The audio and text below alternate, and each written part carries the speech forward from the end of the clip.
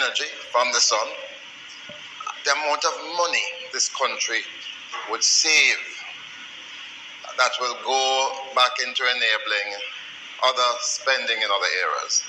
It's quite significant. And it's for that reason I'd like to make some further remarks, because I believe that we might not be receiving the full benefits that we could. Madam Speaker, adaptation is crucial. And there are issues that affect adaptation, and as good and noble as electric vehicles are, they are very expensive. First of all, it's new technology, so people are always going to be timid to embracing it. But, you know, Jamaicans love fashion, and they will rush. But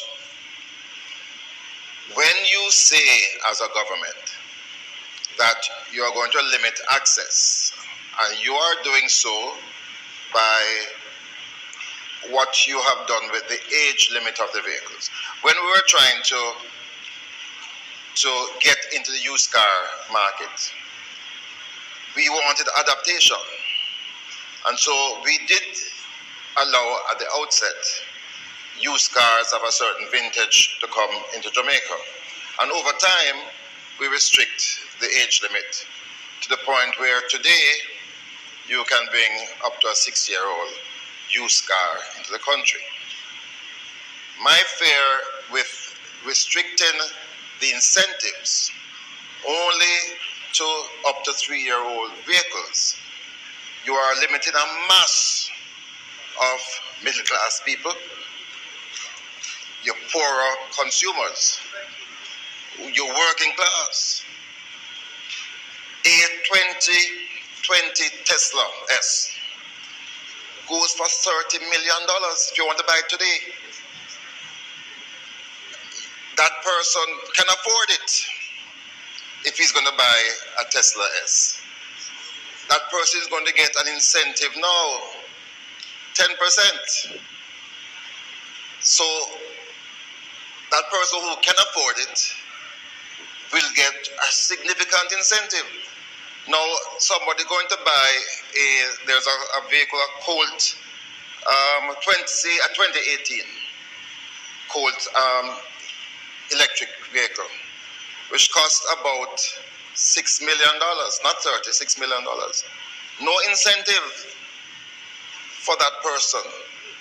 But that person is your middle class, your teachers, your doctors, your working class. So I fear that what we're doing is a continuation of the haves getting more than those who don't have. And no, I think it is real. If you want to achieve by 2030 your million-odd vehicles, you're not going to achieve it by this, because it's only 95% of the vehicles, 85% of the vehicles that are coming to Jamaica now are used vehicles between 4 and 6 years. There's no way you're going to get the amount of vehicles you wish by 2030 by not extending or by limiting the incentives to 3 years. Those vehicles are still too expensive for your working class Jamaicans. And if they are not a part of this, it's going nowhere. Right? If it's not a part of this, and it is not true, Madam Speaker, the technology for electric vehicle is no, the minister needs to listen to this. Right? You know, with your regular vehicles, you have to do servicing, maintenance, and so on. You can operate an electric vehicle for years with limited maintenance, with limited servicing. So much has been the improvement in the technology for that type of motor vehicle. So you don't have to worry that a 6-year-old electric vehicle is going to be giving you problems. Not so. We allow 6-year-old vehicles into the country by policy, because we believe that the regular vehicles, the combustible type with engine, can be brought in and have a decent lifespan. An electric vehicle is superior technology. A 6-year-old electric vehicle is far superior than a 6-year-old combustible engine vehicle. That's a fact of life. If you are going to limit it, the incentives, and we're talking about incentives, let us look at limiting it by virtue of the price of the vehicles. So, for example, those of us inside here who are up to now benefit from a duty concession, it is restricted by a $30,000 limit. So if the vehicle is over $60,000, you don't get the incentives up to $60,000. Let us do that in relation to electric vehicles so that you can allow your middle class, your working class, to also benefit from this revolution. And for it to be meaningful, it has to be done that way, Madam Speaker, or otherwise you're only going to allow the 5 or 10% of the country to be a part of this, and you're deepening the inequality. Plus, you're not achieving the objective. Remember the way I started. If you can get 1 million vehicles being electric vehicles, you are going to cut your energy bill massively. You're going to be able to save the country, and foreign exchange, you won't have to worry about balance of payment problems in the long run. But you have to go much further than this. The other thing, Madam Speaker, is the infrastructure for doing this. Because you don't want to be leaving out of Kingston to Montego Bay, and you're traveling, and you run out of battery power. That's not how the technology works.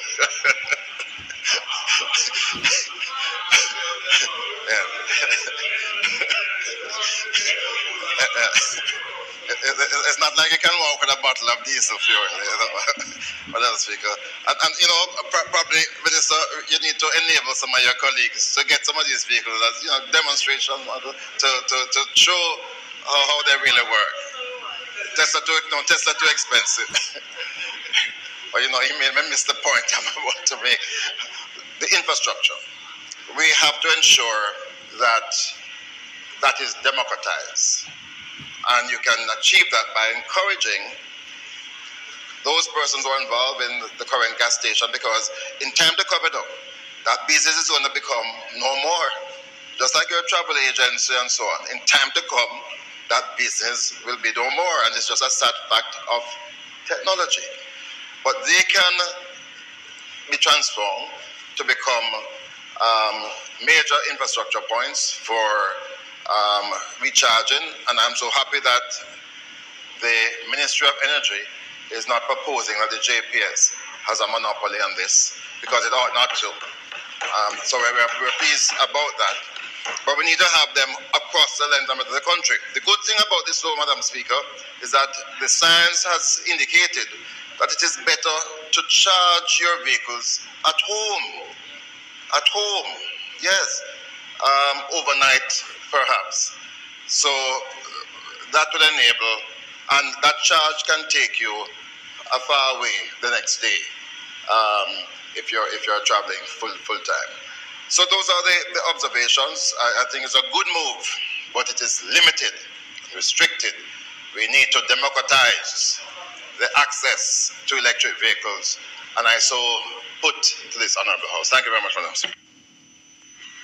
Madam Speaker, thank you. First of all, I want to join with my colleague, speaker before me, in amplifying the point that he makes, but I want to go a bit further. First of all, Minister, could you clarify when you speak whether hybrids, are these just strictly electric vehicle, or it apply to hybrids? And if so, what are the limitations, if any? All right? The second point is, member spoke about the infrastructure, but he limits it really to the charging station. He also makes a point which I agree with, which is that the maintenance for these higher order technology will be far less because they are superior vehicles. But they will need parts from time to time. Question is, as you look at the incentivizing the importation and use of it, do we look at what incentives can be given to the parts, importation of parts, particularly critical items in it? So I think if you were to look at those elements, that which was spoken to by my colleague, and the question that I posed, the clarity and the incentivize, making it a bit more broader to look at some parts, I think that could go a long way. The question is, as the member points out, what you really want is a quick take-up of it and to replace as quickly as is possible, because the benefits, I believe, and that's if you have far outstrip what you'll be losing upfront in your duty collection. The benefits are significant. So I believe, Minister, that we need to look, even as you protect and balance those interests, the revenue, with the take-up and the transitioning to electric vehicles. I believe we need to look a little bit deeper in it and rely more on the data that underpins it. And the data is very rich and it's available.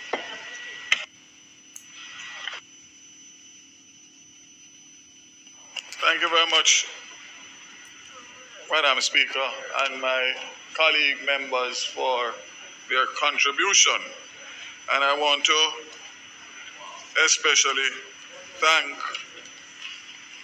among others, the MSET team, the IDB, the Ministry of Finance, including the Minister and his team, and the CPC, because as you know, Madam Speaker, this policy was announced in April in the Minister's presentation, budget presentation, and there has been quite a bit of anxiety in the marketplace because people have bought cars, dealers have brought in cars, they have taken deposits, etc., etc.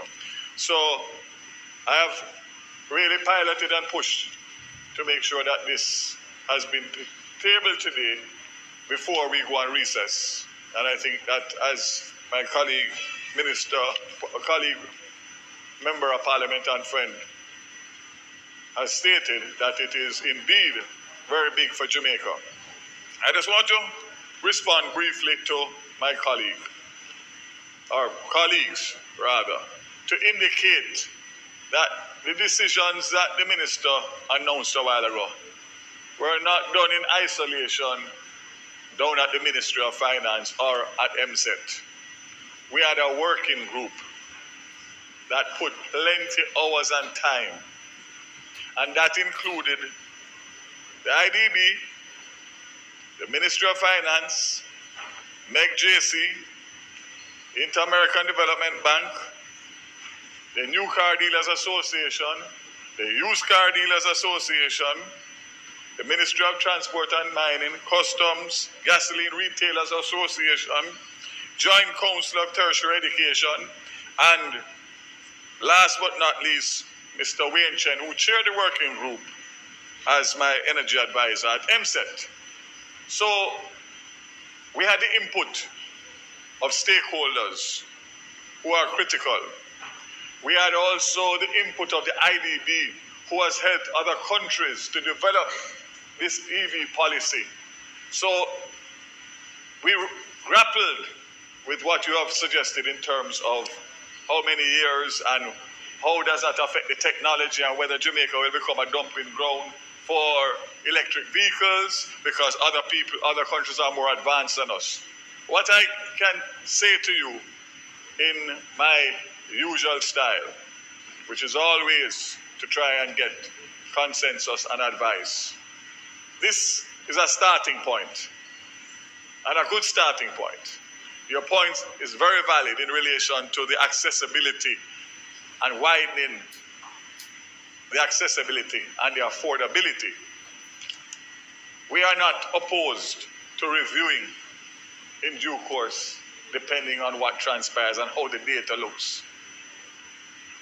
If it is that we have to make representation to the Ministry of Finance again, which we have done before, we will. Whether or not we will be successful is yet to be seen. But I'm just saying to you, don't feel that your concerns that you have raised were not thoroughly thought out and discussed. And based on what I mentioned a while ago, you can understand the broad spectrum of the working group and, of course, those inputs, because obviously the dealers would know, the used car dealers would be affected, but what would be the best policy for Jamaica? And we feel that what we have done is staying ahead of the game, leading the Caribbean in introducing this policy, a comprehensive policy, and to understand that the way that the industry is moving, manufacturers are not going to give dealers supply of vehicles until there is a stated policy. So you can't just represent a brand and order 100 electric vehicles. It doesn't work like that. And the signal from the minister in April opened the door for the dealers to now be in line with so many other countries to be able to get electric vehicles in stock. Let me also remind you, member, as somebody who was integral in that industry and responsible for it at some point, this policy doesn't dictate that you have to buy from a dealer.